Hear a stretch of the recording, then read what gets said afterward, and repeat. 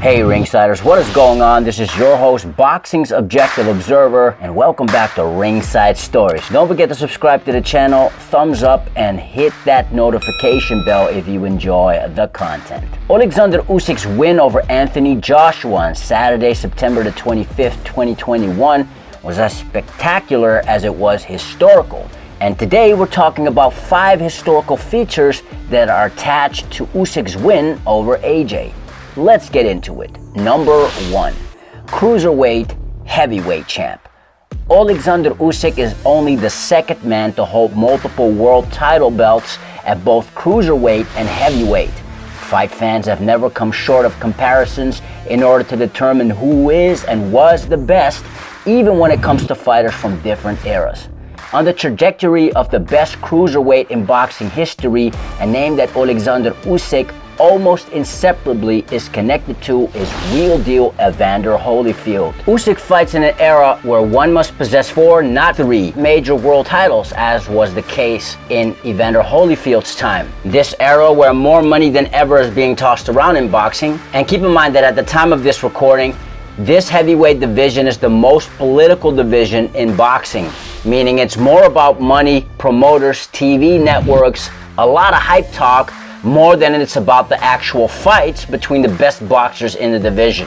Usyk's predecessor at the heavyweight throne, Anthony Joshua, and his team have tried on multiple occasions to give boxing fans the undisputed heavyweight world championship. However, in contrast to many, including many casual fans have been told to by many members of the media, Team Joshua's counterparts, that being Team Fury and earlier on Team Wilder, declined the AJ fight. Number 2, winning in style. Nobody can argue the decision on Saturday, September the 25th, 2021, as the judges gave it to the best man on the night, even though one scored had it fairly close. There are those who believe Usyk gave Anthony Joshua a beating or a boxing masterclass. The Ukrainian, though, gave up 3 inches in height, 4 inches in reach, and close to 20 pounds in weight. Yet after 12 rounds, which seemed to have mysteriously cut short in the 12th and final round, the defending champion seemed absolutely knackered. He let Usyk land 2 straight left hands,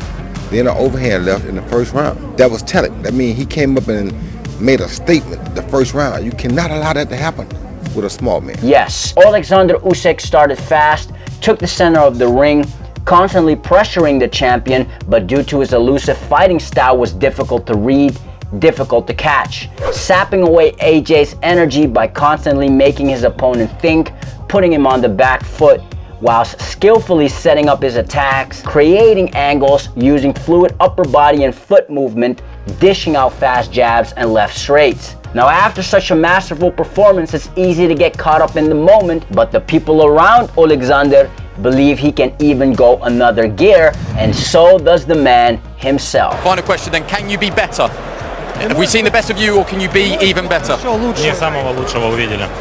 You didn't see the best Usyk. I can be much better.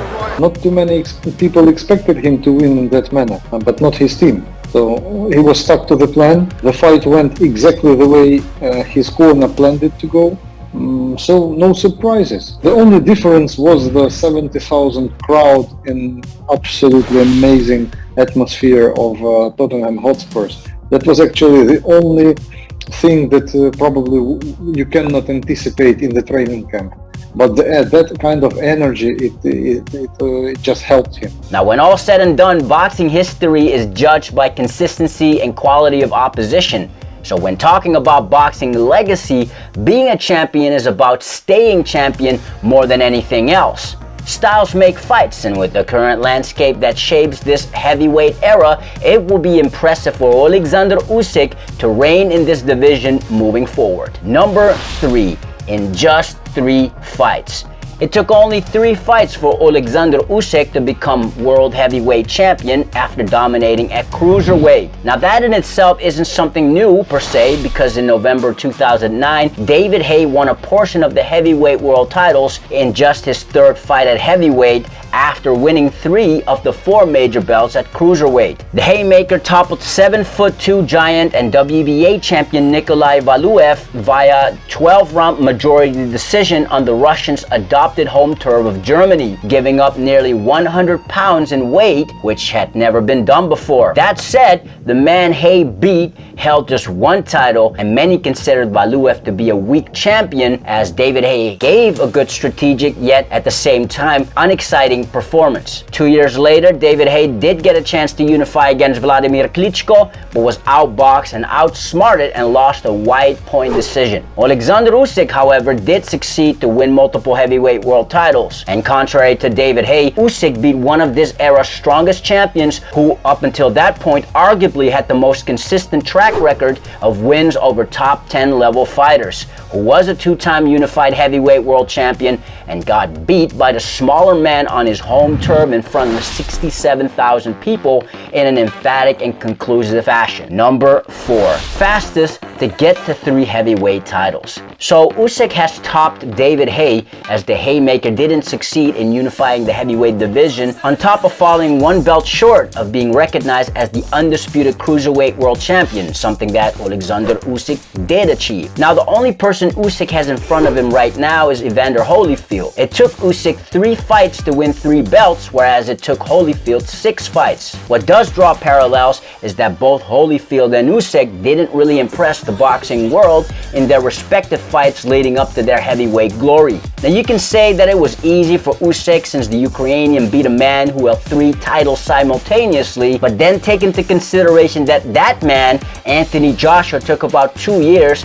2 unification matches in order to acquire those belts after winning his first world championship, and winning them back after suffering his first pro defeat in June of 2019 against Andy Ruiz Jr. So if Usyk beats Joshua in the rematch, not only will he improve his untainted professional record to 20-0, Usyk will then be the true unified WBA, IBF, and WBO heavyweight world champion, which will potentially carve out a path towards Usyk's ultimate goal, that being undisputed heavyweight world champion. Number 5. Undisputed. If Usyk does pull off that achievement, he will then also topple Evander Holyfield, becoming the greatest cruiserweight of all time, especially if Usyk beats AJ in the rematch. If he then goes on to successfully unify in 2022 with whoever the WBC World Heavyweight Champion is, hypothetically speaking, if Alexander Usyk would become the undisputed heavyweight world champion,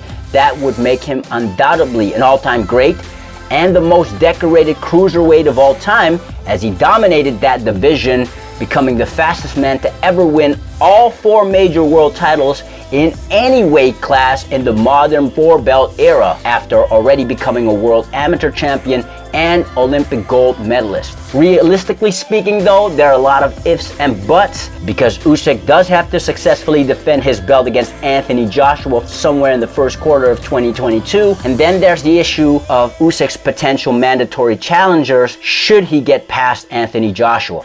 Then there's the WBC, which at the making of this recording has a mini tournament going on between current, former, and interim world title holders. So again, there's a lot to be done to finally get the undisputed world championship fight boxing fans have been craving for over 2 decades. But for now, let's congratulate Alexander Usyk for writing a bit of history and making the heavyweight division a more interesting and exciting one. Both Anthony Joshua and Usyk gave fight fans a great fight and gave something much more to look forward to. After Vladimir Klitschko, it's second heavyweight champion who take whole belts, and it's actually perfect result, and we're happy very, very much. These are just my thoughts. Let us know yours in the comments below. If you're new to this channel, we make content about combat sports and boxing from a unique point of view. So if you enjoy that type of content, feel free to subscribe, hit the like button, and switch on all notifications. That's how you'll know when the next fire video drops. Welcome to Ringside Stories. Now, if you've done that already, you're awesome. You already know that you are the true undisputed world champion. Till next time, Ringsiders, this is your host, Boxing's Objective Observer, with Ringside Stories. Thanks for watching, and have a legendary day.